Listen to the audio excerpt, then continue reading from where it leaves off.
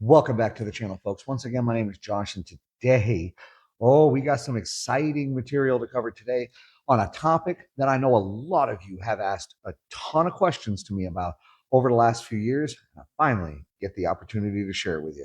Well, if you haven't already figured out exactly what it is we're doing, then you may want to stick around because today we're going to dive deep into building your Jeep.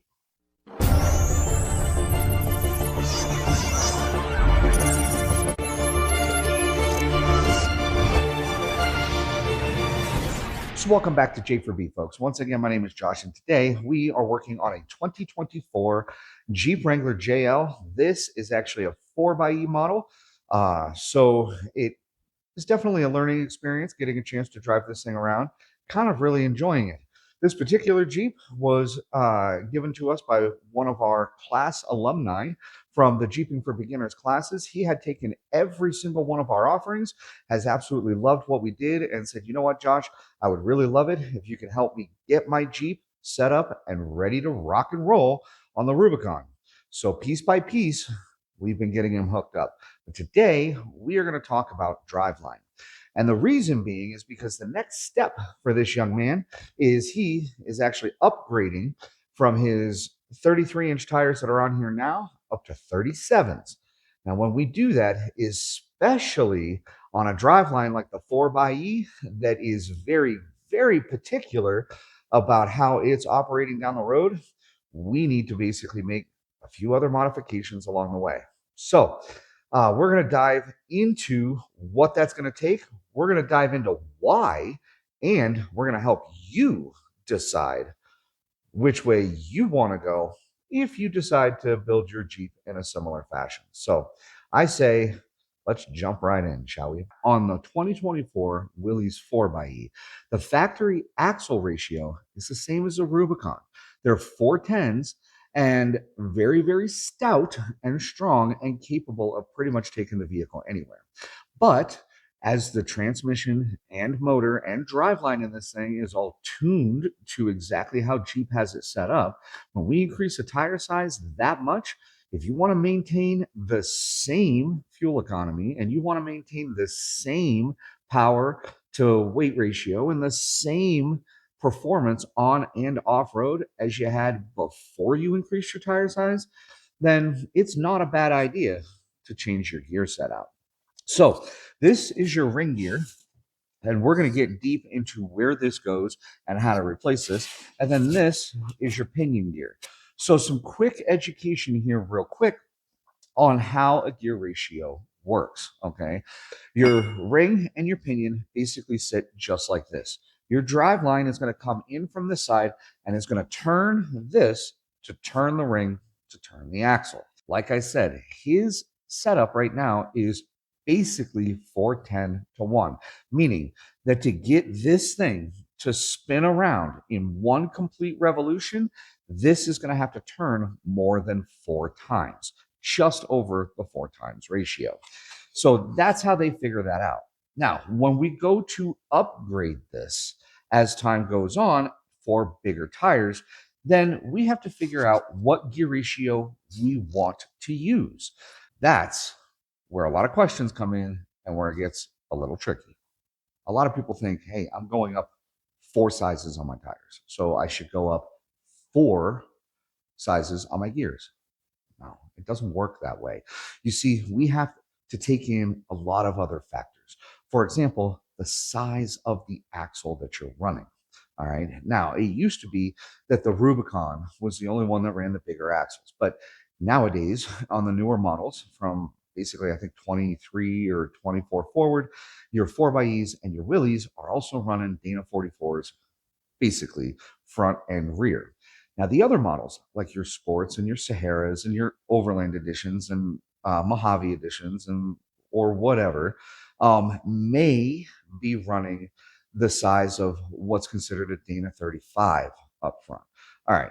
Now, I know a lot of you are going to jump in the comments and say, oh, no, Josh, Spicer didn't call them that for the new JLs. They're M210s and M220s and whatever. I get it. All right. Let's just try to keep it simple. All right. So we're talking about the size of the axle. Now, The smaller the axle, the more limitations you have on what you can do as far as changing your gears. Okay. If we were dealing with a sport model or a Sahara model that had a smaller front axle, then there's only so far that we could go with the gears before we actually have to upgrade that front axle. But in this particular gentleman's case, he has the same size axle front and rear. So we're in a pretty safe zone. But how do we choose the ratio that we want to change in the axle? Now, I'm not going to get deep into the mathematics of how to keep this as close to original or make it more high performance, but I will kind of give you a rule of thumb. Okay. If you're starting at 410 for your gear ratio, then for every size deeper that you go, is usually equates to usually about 2 to 3 tire size upgrades. Okay, so we're jumping from 33s up to 37s, which is basically 4 tire sizes. So we would want to jump from 410 up 2 more or deeper 2 more into the gears because that puts it about 2 tire sizes per gear ratio. So the next size from a 410 is going to be a 4.56. And the next size from a 4.56 is going to be a 4.88. Now, it doesn't sound like a whole lot because, like I said, how this works is how many times your ring gear is going to spin in comparison to your pinion gear.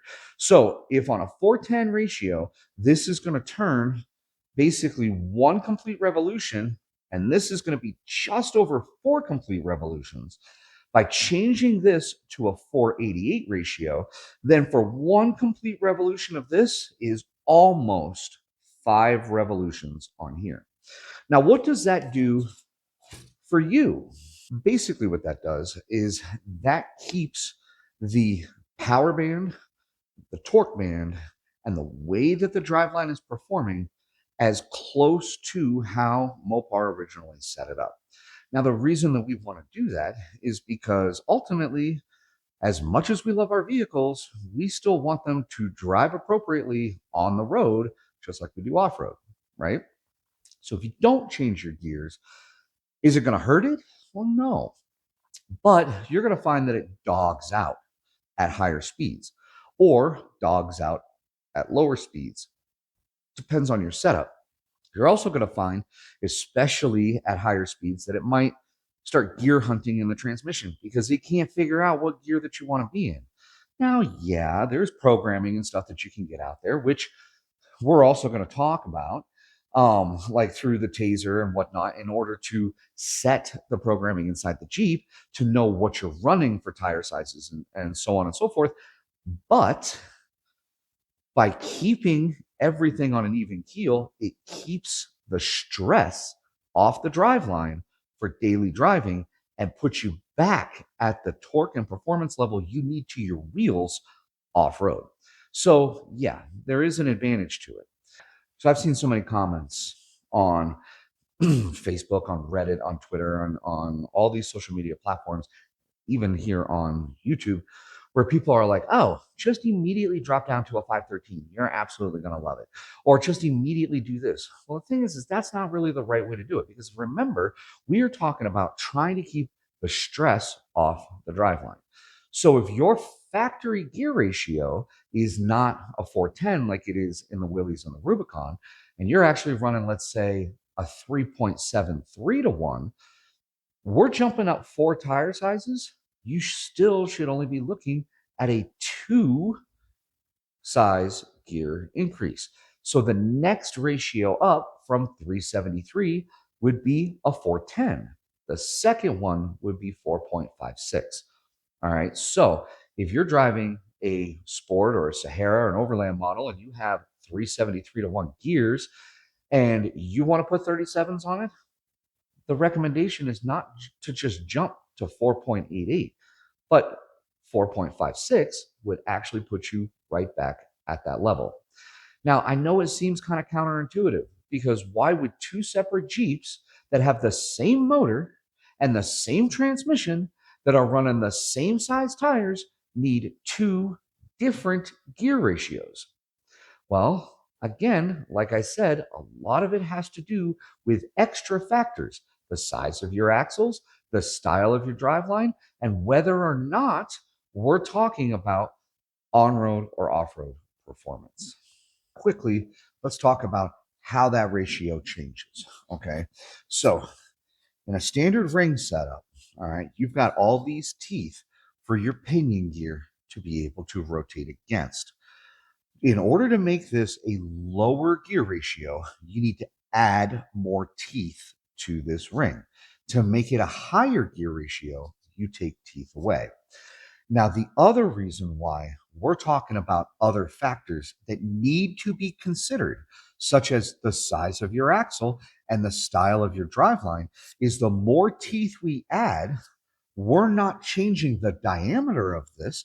We're not changing the thickness of this. We're simply adding more teeth, which means that each one of these teeth is going to get thinner and thinner and thinner in order to allow the space necessary to upgrade to that gear ratio. So let's use a prime example. Factory gear ratio, 373 to 1 in a sport that has a Dana 44 in the rear and a Dana 35 up front, or a Dana 30 up front even, right? So if we take that ring gear and we change that from 3.73 to 1 all the way up to the most popular one I hear out there is 5.13 to 1, because they want to run super big tires with torque out there. The thickness of these teeth on that ring gear to make this 513 to 1 are so thin that if you put too much torque to this guy to get it to spin, you run a much higher risk of snapping teeth off and you end up destroying your gears. Now, that I can actually speak from experience, because I fell into that years ago with a JK Sport and was convinced and was basically talked into getting 513 gears in my Dana 30 axle. I blew through 4 sets of these gears in a 6-month period before it was actually explained to me that these teeth were just too thin to handle the amount of torque and abuse that needs to be translated through these from your V6 to turn 37-inch tires. That was a mistake. When I switched it down to 4.56, because that was the right way to go, upgrading from the original 373s, not only did it have comfortable on-road manners and great off-road performance, I never had a problem with my gear set again. So that's the other reason why you need to carefully consider what gear ratio you need or want to go with when you actually upgrade in your axles. Now, guys, listen, I'm not going to sit here and say that that is 100% the rule every time. Absolutely not. There's always exceptions to that rule. And you can make the decision that you want to make with the gear ratio that you want to run in your vehicle based on whatever information you have available to you to make that decision. I'm simply telling you that from experience in multiple axle rebuilds over the last 15, 20 years, and my experience in performance on and off road, the best rule of thumb is go up one size in your gears for every 2 to 3 tire sizes that you upgrade. And I promise that you'll only have to do it once and you're going to be happy and satisfied with that. Okay, now we've covered the nitty gritty and the important details when it comes to selecting the gears that you want to use. Now, as for what brand, well, that kind of falls down to a personal choice. I've heard arguments both ways for yes and no against brands like G2, or for brands like G2, or against Yukon or for Yukon, or staying with Dana Spicer or not using Dana Spicer. I am not going to sit here and tell you what brand to use. This is not a sponsored video. This is in no way a sales pitch in you must buy these gears. Instead, what I'm going to recommend is read the reviews, do the research, ask the people who have done it what they think is the best option for your project. So now we've covered the nitty gritty. We've covered even the disclaimers on what we're taking care of today. Now the fun part, all right? The fun part is we got to get these things installed. I'm not going to show a step-by-step on how to do this. The reason I'm not going to show that is this is a high-level rebuild, okay? Ultimately, by myself doing this here in the shop or even with hands, probably still 6 to 8 hours worth of work. I don't have enough battery life in this camera to run it for that long in order to show you the step-by-step. But we will cover the highlights as we go. So if you're ready, let's get this 4xe jacked up, get the wheels off of it, and let's get started on swapping this 410 gears out for these Yukon 488s.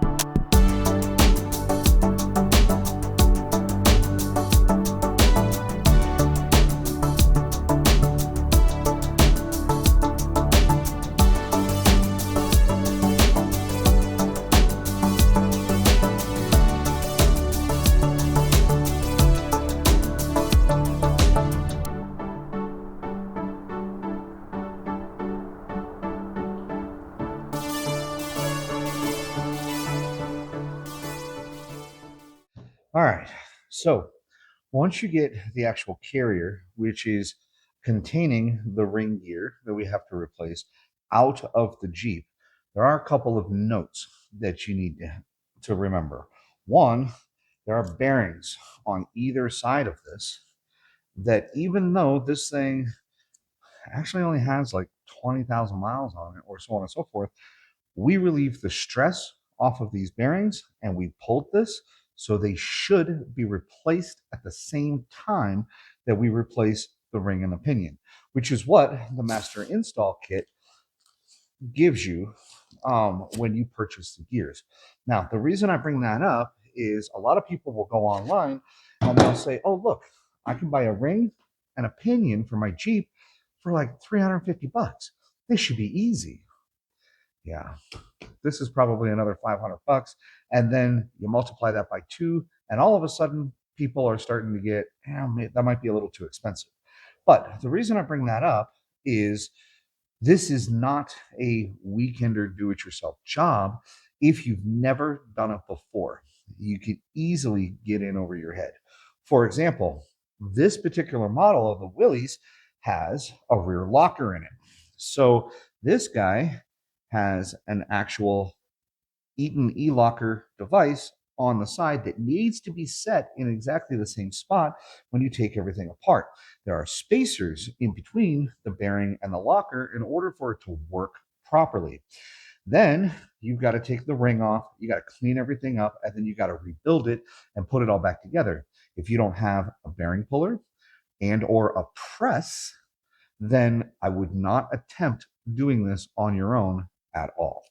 All right, so what I'm going to do is I'm going to go ahead and I'm going to pull the bearings off. I'm going to slide the locker off this. I'm going to get the ring gear off this. I'm going to get this all cleaned up and prepped to be pressed back together so that we can reinstall it and get the rear end all back together on this JL.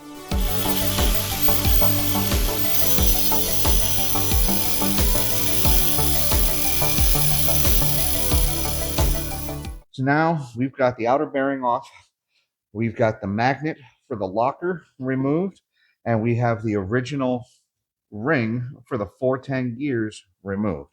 We also have the pinion itself removed out of the axle. So now we're actually ready to start reassembly.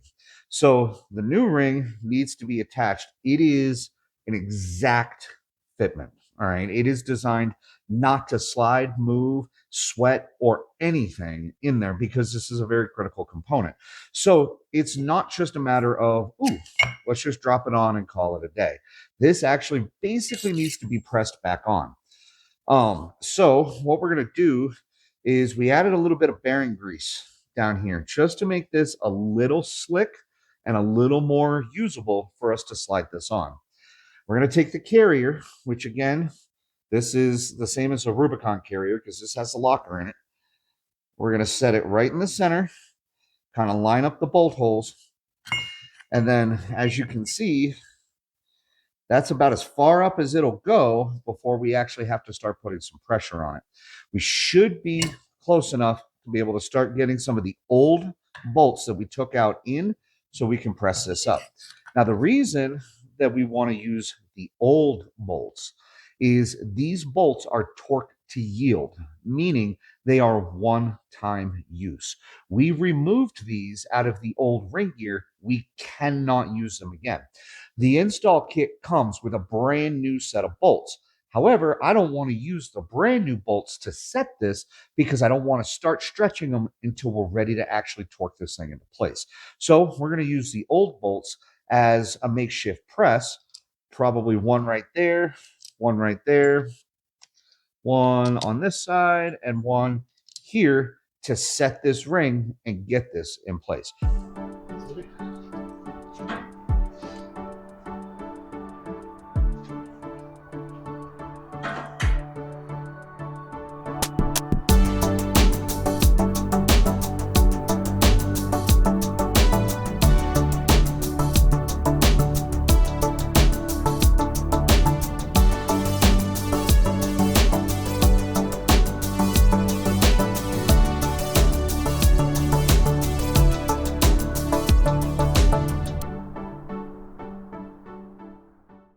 Now, because of how critical this particular component is to your driveline, you want to make sure to stick to the torque specs when you go to put this on, because at no point is a ring and pinion failure on the road a fun ordeal.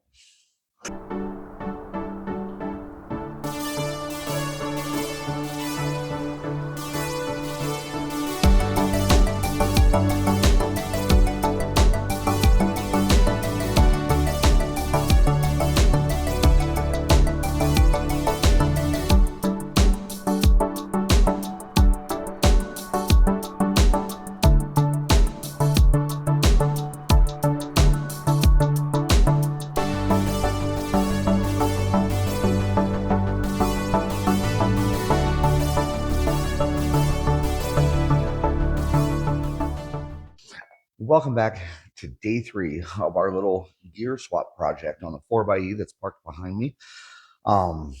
We did get the rear end finally put completely back together.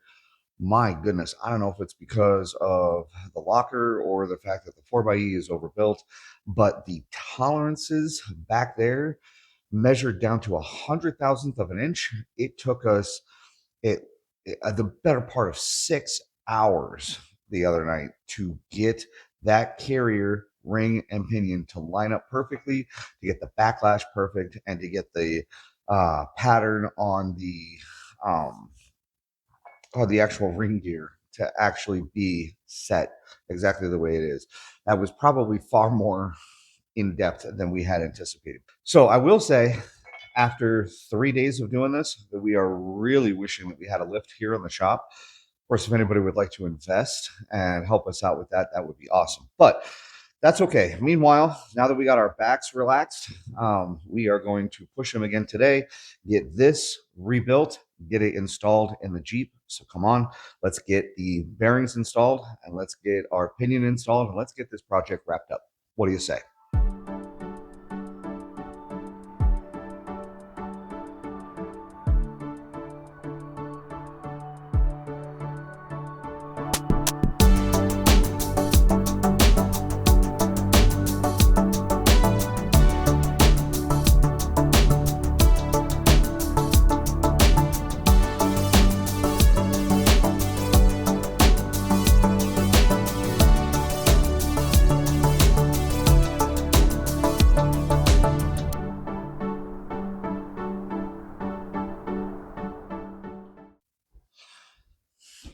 All right, so we got our carrier rebuilt with our bearings on both ends. We got our ring gear torqued down. We got our bearing pressed on our pinion. So the actual heavy lifting, hopefully at this point, is done.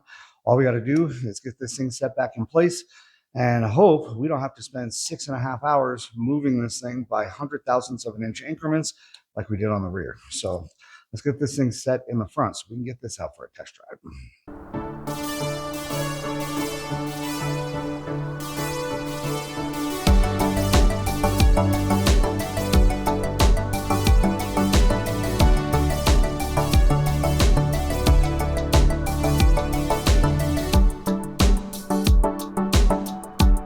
first try. We set it in place, we measured out the spacers, and it is a perfect pattern. I don't think we could do that twice. So now we got to go through, just measure the backlash, make sure that's good, set all of the seals, the crush sleeve, the pinion nut, and just reassemble the whole thing. Awesome.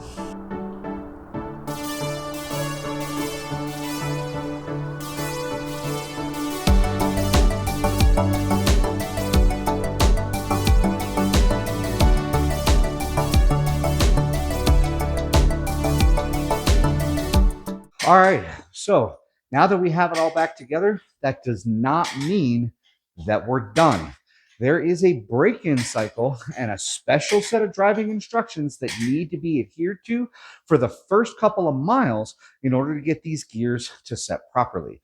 So what we're going to do is we're going to get ourselves cleaned up, get the shop cleaned up, and then we're going to go take it for a drive, and we're going to show you the process of what needs to be done for the break-in cycle. Listen, just as a side note, folks, if for whatever reason you're in the position and ready to get this done on your JK, JL, or JT, don't hesitate to give us a call. We'll definitely help you out and give you a fair price here at J4B Overland Solutions. So one thing that we noticed right away when we took it out for a test drive is that the transmission control module and the ABS control module threw a fit right off the bat. Had a Christmas tree of lights on the dash of this thing. So we hooked up the scan tool to it and looked at the array of codes and realized that the problem is the amount that the drive shaft is turning versus what the ABS wheel speed is seeing is no longer accurate. So we installed the Taser Mini JL and went in and reprogrammed the computer and told it what we did for the gear ratio, which should have done immediately right off the bat. But definitely a tech note to remember is you need to tell these computers what you do or what you change in these newer models because they are extremely sensitive. So after you do that, you have to reboot the entire system, go through 2 drive and 2 sleep cycles on the computer in order for the programming to take. So we're just about done with the second sleep cycle, and then we're going to take it out for another test drive and see if that took care of the array of lights that were on the dash. 5 minutes later. Well, that worked. All the lights are off. Jeep is driving as normal. The hybrid module and the transmission control module and the ABS control module can now all talk to each other again. Yay. So now we're going to take it out and put some miles on it. We're going to stop every, 5 to 10 miles or so for the initial break-in. And we are going to use a temperature gun. Looks like this. And we are going to measure the temperature of the rear diff. The goal is to get it above 160 degrees, but to keep it under 220 degrees. If we start pushing that 220 degree mark, we have to stop for a little while, let it cool off before we continue. Anything over 220 degrees and we can destroy the bearings and destroy the gears that we just put in there. But it is going to run hotter than normal because they are brand new and they need to break in. So that's part of our goal here. So we're going to head into the city of Las Vegas. From where the shop is about a 35-mile drive. So we're going to stop 2 or 3 times along the way and see where our temperature's at and get these gears set for this guy. All right, so we've gone probably about 5 miles now. So we're going to pull off on this exit up here so that we can test the temperature of that rear axle and see just how hot we've gotten it up to on our short little trip here into Las Vegas.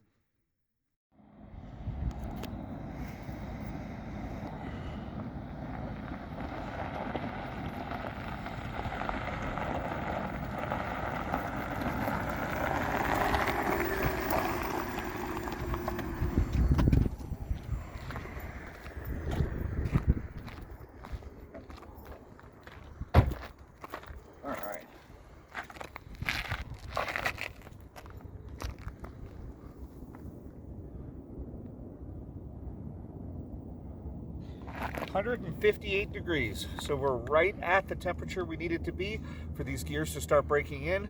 So we're gonna travel another 10 miles or so and double check that we're not overheating it. All right, so I am gonna make a quick note for you haters out there that I know are gonna jump in the comments and ask. The rear axle gets more pressure than the front axle, a lot more demand as it is a two-wheel drive, and the rear axle is the drive axle. That's why we're testing the temperature of the rear axle. Once we get these gears up to temperature, I will double check the front axle, but with Chrysler's axle disconnect, those gears aren't getting any pressure on them whatsoever. So to break the front ones in, we're going to have to run it in four-wheel drive on some desert roads for a little bit in order to get that temperature up. So before any of you jump in the comments and say, why'd you only look at the rear and you did both? That's why. All right, folks, so there you have it. We did not show step-by-step on how to install them. We're just simply illustrating the reason for changing your gear ratio to match your tire size, especially on the newer models that have so much sensitive electronics in it that they're already going to recognize what's going on. So we put the Yukon 488 gears, front and rear, set them, ran the 500 miles of break-in, changed the fluid, gave it back to the customer. We also installed the Taser JL so we can program it appropriately, and no lights on the dash. It drives like a dream. So we're not quite done with his particular Jeep. We still have a bunch of videos coming on what we're going to do. We're upgrading his fender flares for a little bit more clearance. We're going to put an awesome tire carrier on the back, and then we may just be addressing the issue of road noise inside because we found some really cool products at a recent expo that might make it a lot more comfortable, especially for an older couple inside their vehicle. So thanks once again, folks, for tuning in to J4B. If you have any questions whatsoever, comments, please, let's load up the comment section down below this video.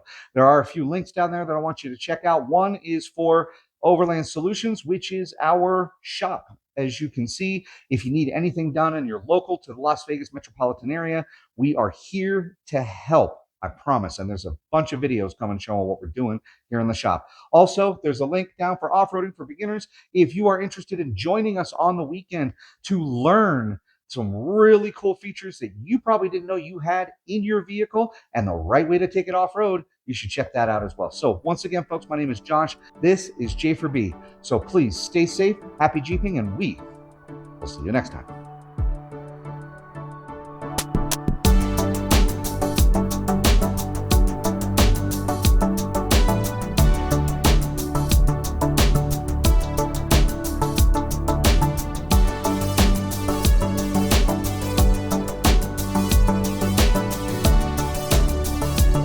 Well, good morning, Chris. How are you? I'm awake. That's about the best I can offer you right now. So.